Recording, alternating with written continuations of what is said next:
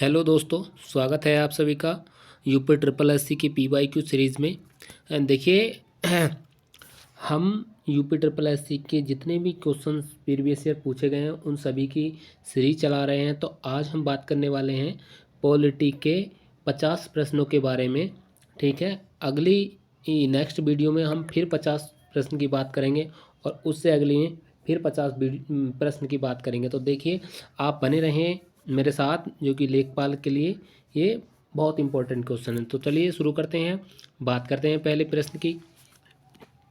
इसमें कहा गया है भारत का संविधान पहली बार 1928 में किसके द्वारा तैयार किया गया था। तो देखिए, भारत का संविधान पहली बार 1928 में मोतीलाल नेहरू के द्वारा शुरू किया गया था। तो यहाँ पर हमारा ऑप्शन सी बिल्कुल सही हो जाता है।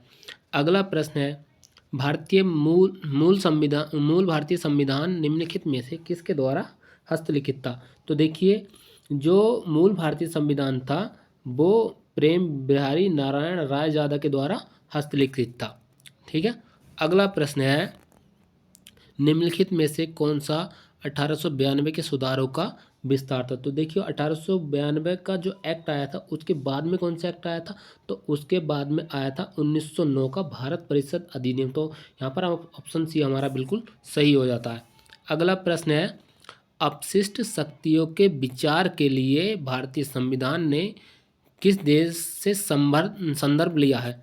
तो देखिए, अपशिष्ट शक्तियों के विचार के लिए कनाडा से संदर्भ लिया गया है।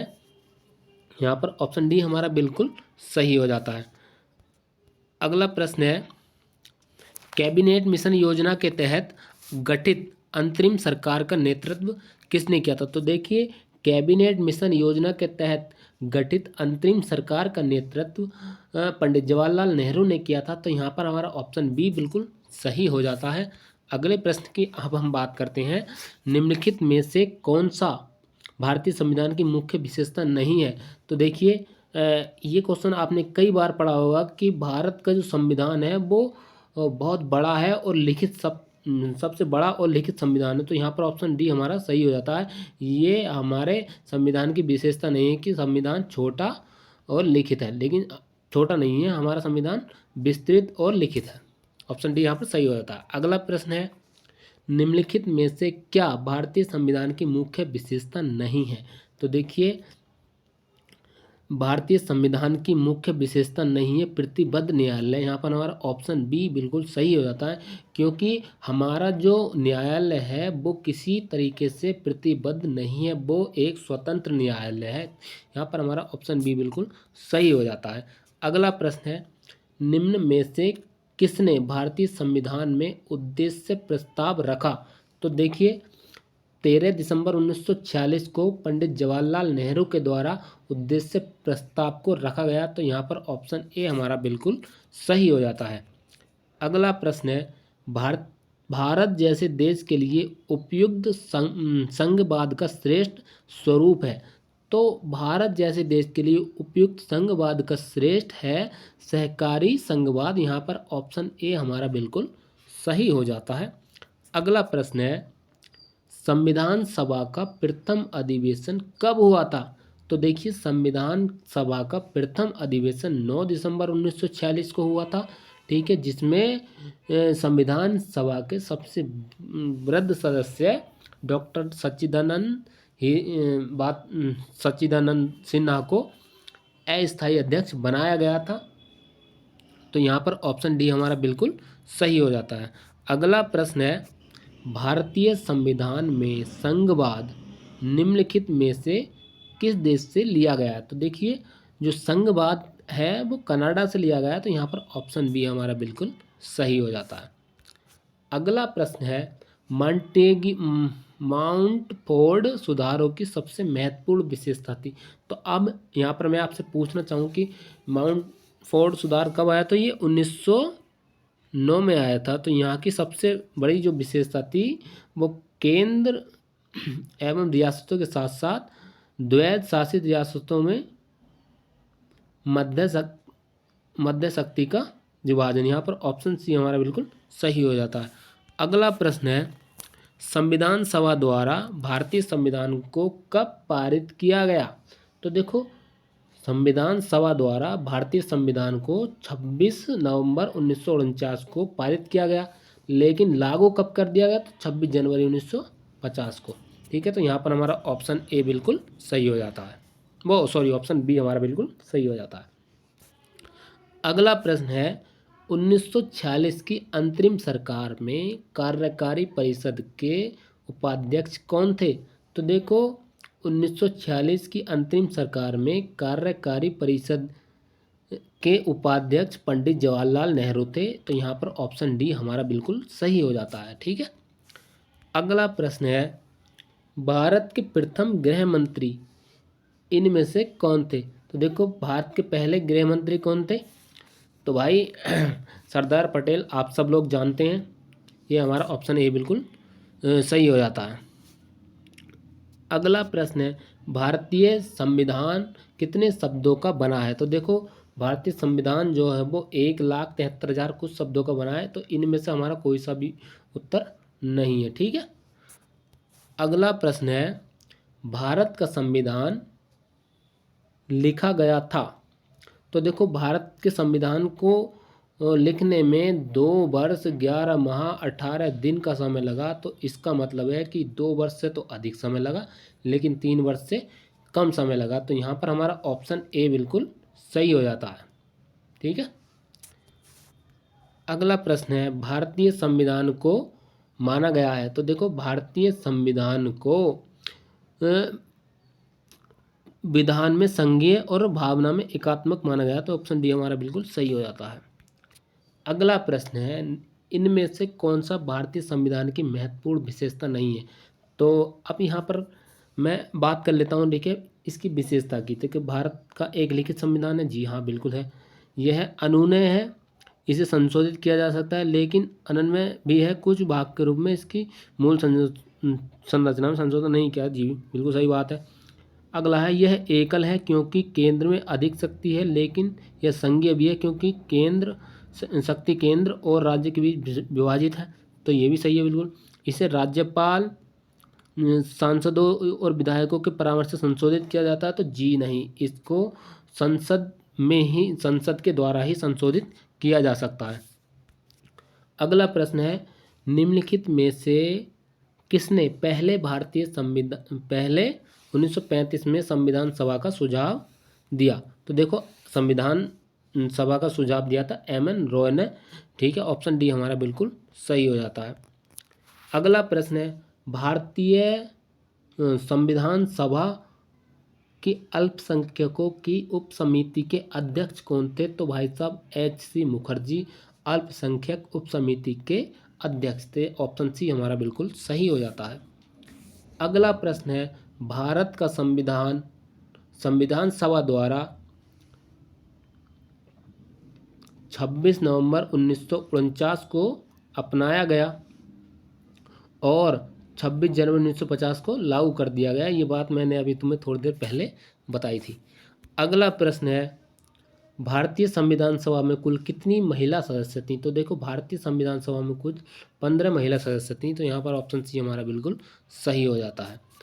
अगला प्रश्न है संविधान सभा के पहले अध्यक्ष कौन थे? तो देखो ये बात भी मैं आपको अभी पहले ही बता चुका हूँ, संविधान सभा के जो पहले अध्यक्ष थे वो डॉक्टर सच्चिदानंद सिन्हा थे, जो कि 9 दिसंबर 1946 को हुई थी और उसमें ये सबसे वृद्ध थे, इसलिए इनको अस्थायी अध्यक्ष चुना गया था, तो यहाँ पर ऑप्शन बी हमारा बिल्कुल सही हो जाता है।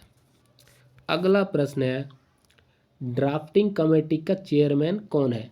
तो देखो ड्राफ्टिंग कमेटी के जो अध्यक्ष थे मसौदा समिति के, वो थे डॉक्टर B.R. अम्बेडकर, यहाँ पर ऑप्शन डी हमारा बिल्कुल सही हो जाता है। अगला प्रश्न है राजनीतिक प्रजातंत्र का तात्पर्य उस जीवन विद्या से है जो जीवन में सैद्धांतिक रूप से उदारता, समानता, भ्रातृत्व को स्वीकारती हैं, यह कथन किसका है? तो देखो यह कथन डॉक्टर B.R. अम्बेडकर का है, तो यहाँ पर ऑप्शन ए हमारा बिल्कुल सही हो जाता है। अगला प्रश्न है एक संघीय राज्य की सबसे अच्छी विशेषता क्या है? तो देखो एक संघीय राज्य की सबसे अच्छी व्यवस्था है कि केंद्रीय और स्थानीय सरकारों के बीच शक्तियों का बंटवारा। यहाँ पर ऑप्शन सी हमारा बिल्कुल सही हो जाता है। ठीक है। अगला प्रश्न है भारत के संविधान का भाग 1 संघ और उसके राज्य क्षेत्र है। यहाँ पर ऑप्शन बी हमारा बिल्कुल सही हो जाता है। अगला प्रश्न है निम्नलिखित में से किस अधिनियम द्वारा बर्मा, जो वर्तमान में हम म्यांमार के नाम से जानते हैं, इसको भारत से अलग किया गया था। तो भारत शासन अधिनियम 1935 के तहत बर्मा को भारत से अलग कर दिया गया था। तो यहाँ पर ऑप्शन ए हमारा बिल्कुल सही हो जाता है। अगला प्रश्न है भारतीय संविधान का कौन सा अनुच्छेद कहता है कि भारत राज्यों का एक संघ होगा। तो ये बात मैंने अभी आपको बताई थोड़ी देर पहले, भारत अर्थात इंडिया राज्यों का संघ होगा। ये बात आर्टिकल 1 में भी लिखी गई है और साथ ही साथ भाग 1 में भी लिखी गई है। ठीक है, मुझे उम्मीद है आप अब गलती नहीं करेंगे। अगला प्रश्न है भारत की स्वतंत्रता के समय कितनी रियासतें आधिकारिक तौर पर मान्यता प्राप्त मौजूद थीं। तो देखो उस समय जो 565 रियासतें मौजूद थीं। यहाँ पर ऑप्शन बी हमारा बिल्कुल सही हो जाता है। ठीक है। अगला प्रश्न है संविधान का अनुच्छेद 1 भारत को घोषित करता है। तो यहाँ पर संघ राज्य घोषित करता है, ये बात मैंने अभी आपको बताई। ऑप्शन डी हमारा बिल्कुल सही हो जाता है। अगला प्रश्न है उत्तर प्रदेश के हिमालयी पहाड़ी क्षेत्रों में उत्तराखंड नाम का एक नया राज्य अस्तित्व में कब आया। तो ये 9 नवंबर 2000 को जो उत्तर प्रदेश के 13 पहाड़ी जिलों को काटकर उत्तराखंड बना दिया गया। ठीक है, ऑप्शन बी हमारा यहाँ पर बिल्कुल सही हो जाता है।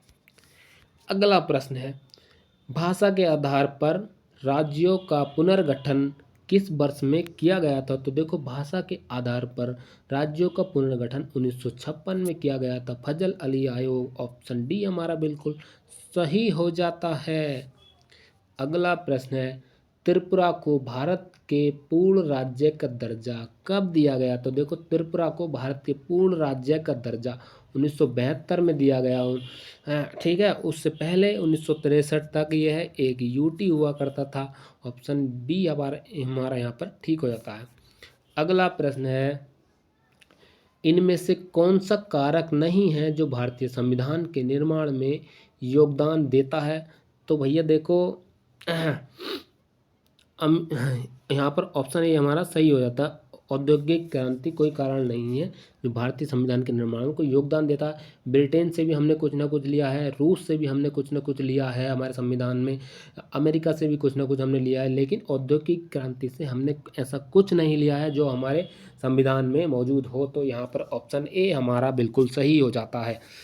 अगला प्रश्न है भारत के संविधान की शुरुआत किससे होती है। तो प्रेमबल से, प्रस्तावना से। ऑप्शन डी हमारा बिल्कुल सही हो जाता है। अगला प्रश्न है भारत के संविधान की प्रस्तावना में से किस प्रकार की स्वतंत्रता का उल्लेख नहीं है। तो देखो भारत की ये जो प्रस्तावना है उसमें विश्वास, धर्म, विचार, अभिव्यक्ति की स्वतंत्रता सबका उल्लेख है, लेकिन उसमें आर्थिक स्वतंत्रता का उल्लेख नहीं है।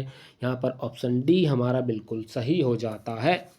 अगला प्रश्न है भारतीय संविधान में सामाजिक समानता का अर्थ है। सामाजिक समानता का अर्थ है कि समाज के सभी वर्गों के लिए समान अवसर। तो यहाँ पर ऑप्शन डी हमारा सही हो जाता है।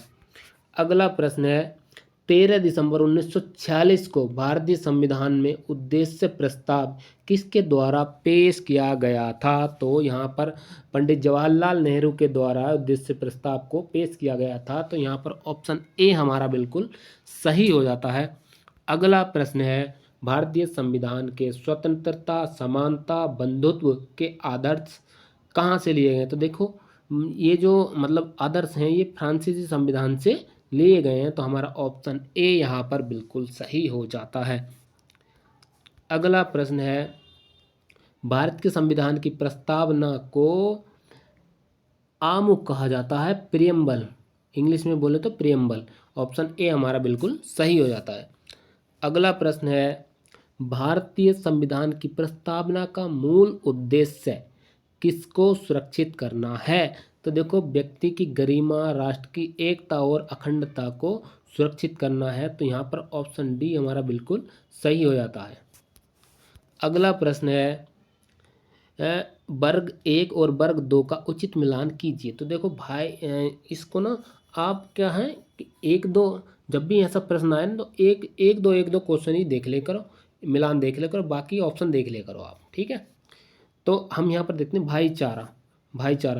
भाईचारा में क्या है इसमें कि सभी को एक परिवार के सदस्य के रूप में रहना चाहिए, यही बात है भाईचारा में, ठीक है, यही बात कही भाईचारा में। तो चार का पहला कौन से ऑप्शन सी में है, डी में है, ठीक है। अब इसमें हम देखते हैं सी और डी को। तो इसमें धर्मनिरपेक्ष, इसको देख लो, धर्मनिरपेक्ष इसमें कहा गया है कि नागरिकों को किसी भी धर्म को अपनाने की स्वतंत्रता है। 3 पर डी, 3 का डी, ये भी ठीक है। प्रजातांत्रिक, लोगों को प्रजातांत्रिक का मतलब होता है लोगों को समान राजनीतिक अधिकार प्राप्त हैं। ऑप्शन सी हमारा सही हो जाता है। तो भाई दूसरे का सी, ऑप्शन नंबर सी हमारा बिल्कुल सही हो जाएगा। अगला प्रश्न है, भारतीय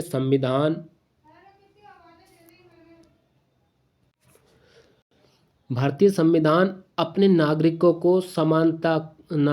को किस प्रकार की समानता का वचन देता है? तो देखो, हैसियत और अवसर की समानता का वो देता है। तो ऑप्शन बी हमारा बिल्कुल सही हो जाता है। अगला प्रश्न है, निम्नलिखित में से किसको संविधान की आत्मा के रूप में जाना जाता है? तो देखो, प्रस्तावना को संविधान की आत्मा के रूप में जाना जाता है। यही बात अगर वो आर्टिकल में पूछ लेता तो आर्टिकल 32 को संविधान की आत्मा के रूप में जाना था और प्रस्तावना को, ठीक है। अगला प्रश्न है, भारतीय संविधान में कौन सा अनुच्छेद विशेष रूप से शैक्षिक संस्थानों की स्थापना और अल्पसंख्यक अधिकारों की सुरक्षा से संबंधित है? तो देखो भैया, इनमें 18 में उपाधियों का अंत हो जाएगा, ठीक है। 15 में समानता है, 19 में अभिव्यक्ति की स्वतंत्रता, आर्टिकल 32 रेट से संबंधित है। तो यहाँ पर ऑप्शन ई हमारा बिल्कुल सही हो जाता है। अल्पसंख्यकों के हितों का संरक्षण आर्टिकल 29 में है, ठीक है। तो अगला प्रश्न है भाई साहब, अनुच्छेद 14 विधि की सक्षमता, ठीक है। अनुच्छेद 21 प्राण एवं दैहिक स्वतंत्रता। अनुच्छेद 26 एक क्या धार्मिक कार्यों के लिए प्रबंधन की स्वतंत्रता। आर्टिकल 44 समान नागरिक सिविल संहिता, ठीक है। तो अब डी पे 4 तो सब में ही है। देखो भाई, पहले का दूसरा, दूसरे का तीसरा, पहले का दूसरा, दूसरे का तीसरा। तो यहाँ पर ऑप्शन डी हमारा बिल्कुल सही हो जाता है। अगला प्रश्न है, भारतीय संविधान के अनुच्छेद 23 और 24 के माध्यम से नागरिकों को शोषण के खिलाफ अधिकार के स्वतंत्रता की गारंटी दी गई है। तो ऑप्शन ये हमारा बिल्कुल सही होता है। अगला प्रश्न है, लास्ट क्वेश्चन है, आप भारतीय संविधान के अनुच्छेद 25, 28 निम्नलिखित किस प्रकार से संबंधित है? तो ये आप सबके लिए होमवर्क है। इसका क्वेश्चन का आंसर आप कमेंट में जरूर दें। धन्यवाद। आपको वीडियो अच्छी लगी है तो लाइक कर दें, साथ ही चैनल को सब्सक्राइब कर दें। Thank you.